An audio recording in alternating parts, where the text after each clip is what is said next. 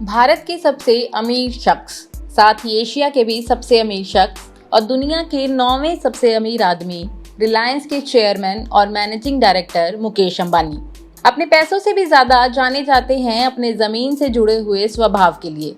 ना कोई नखरा, ना कोई हवाबाजी और ना ही कभी किसी से भिड़ना, बस काम करना और अपने परिवार के साथ शांति से रहना। आप जानकर हैरान रह जाएंगे कि मुकेश अंबानी ने अपनी सैलरी पिछले 12 साल से नहीं बढ़ाई है और आपको ये भी जानकर हैरानी रहेगी कि उनकी ही कंपनी में ऐसे बहुत से लोग हैं जिनकी सैलरी उनसे भी ज्यादा है।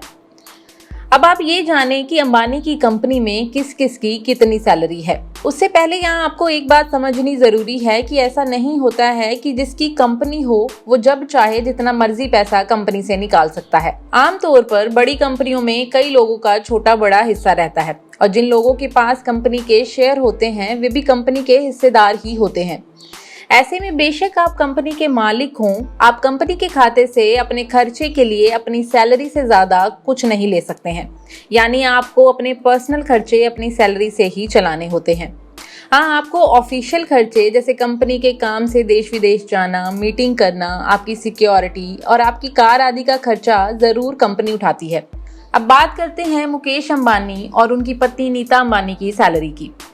मुकेश अंबानी की सैलरी साल 2008-9 से बड़ी नहीं है, यानी पिछले 12 साल से मुकेश अंबानी एक ही सैलरी ले रहे हैं और उनकी सैलरी है 15 करोड़ रुपए। वैसे अभी मुकेश अंबानी दुनिया के सबसे अमीर 9वें इंसान हैं और ये ऊपर नीचे होता रहता है, पर साल 2008 में मुकेश अंबानी का दुनिया भर के अमीरों में 5वां स्थान था।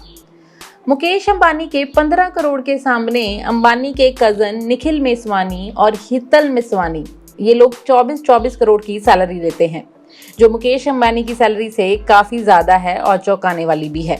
पर इससे भी ज्यादा अगर कोई बात चौंकाती है तो वो है मुकेश अंबानी की वाइफ नीता अंबानी की सैलरी। Nita Ambani Reliance India Limited में नॉन एग्जीक्यूटिव डायरेक्टर हैं और उनकी सैलरी सिर्फ और सिर्फ 1 करोड़ 65 लाख रुपए है।